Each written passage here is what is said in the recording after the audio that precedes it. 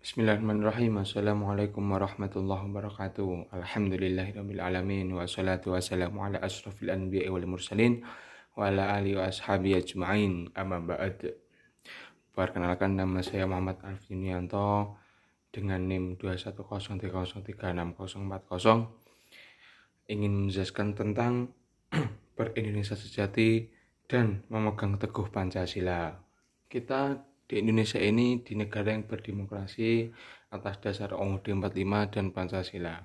UUD 45 itu berdasarkan itu setelah kemerdekaan. Jadi kita sebagai warga negara yang baik harus mengikuti aturan-aturan UUD yang telah terlampir atau sudah dilaksanakan oleh Indonesia. Maka dari itu kita sebagai rakyat yang baik harus berpegang teguh kepada UUD dan Pancasila.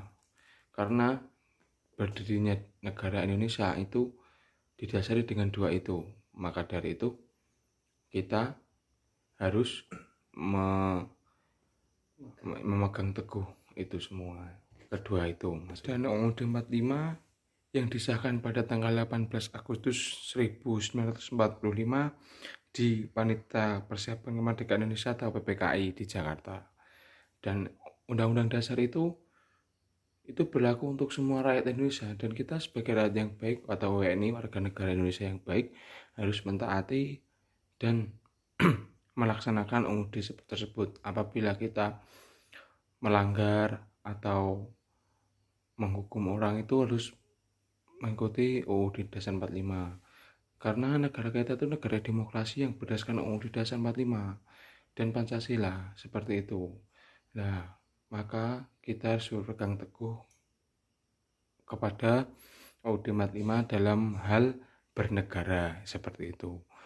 Yang selanjutnya ada Pancasila. Pancasila itu ada 5. Yang pertama, ketuhanan yang Maha Esa. Ketuhanan Maha Esa, maka warga negara Indonesia itu diwajibkan untuk beragama. Di Indonesia itu ada 5 agama. Yang pertama Islam, Kristen, Hindu, Buddha, dan Konghucu. Maka dari itu di Indonesia itu tidak diperbolehkan untuk tidak beragama atau ateis. Karena ateis itu di Indonesia tidak diajarkan, semua harus beragama. Dulu ada partai namanya PKI, karena itu dibubarkan karena membahayakan bagi rakyat Indonesia. Maka dari itu kita sebagai warga negara yang baik harus beragama. Dan Indonesia itu bermayoritas agama Islam. Mayoritas rakyat di Indonesia itu beragama Islam. Seperti itu. Jadi kita harus beragama, memiliki Tuhan yang jelas, dan harus beragama. Beragama itu, dan semua agama itu menghasilkan hal-hal baik. Pasti semua agama itu menghasilkan hal baik, karena agama itu tidak mungkin menghasilkan hal yang jelek. Yang kedua, ada kemanusiaan yang adil dan beradab. Di Indonesia itu kita harus adil antara miskin, kaya, miskin, besar, kecil, itu harus adil sama rata, karena dasarnya manusia itu sama.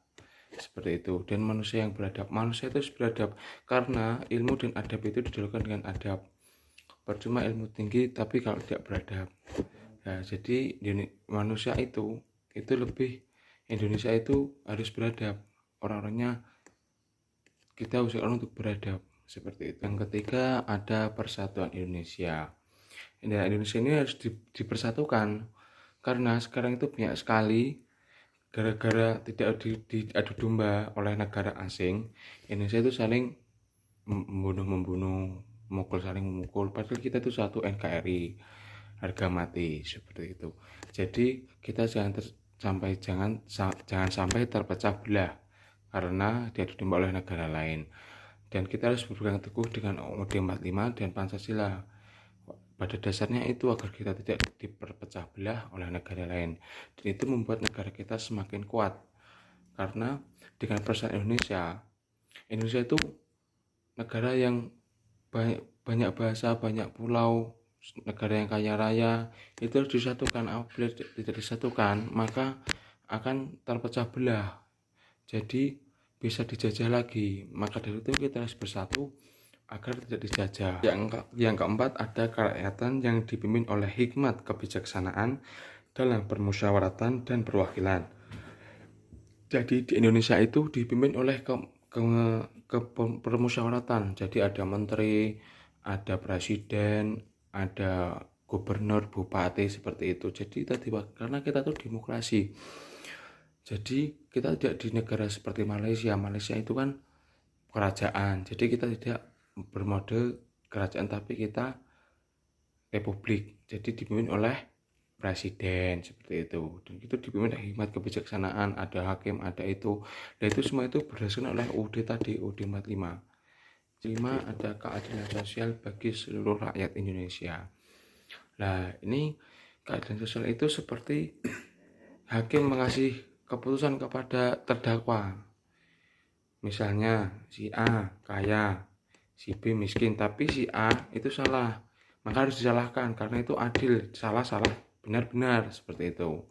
Tidak bisa dia kaya tapi enggak dihukum. Maka dari itu harus sangat penting sekali di negara kita, karena apabila negara kita tidak adil, maka seluruh rakyat ini akan memberontak kepada pemerintah dan akan terpecah belah, seperti itu.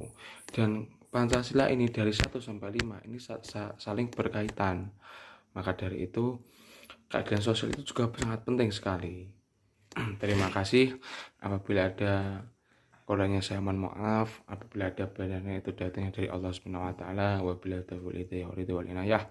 Wassalamualaikum warahmatullahi wabarakatuh.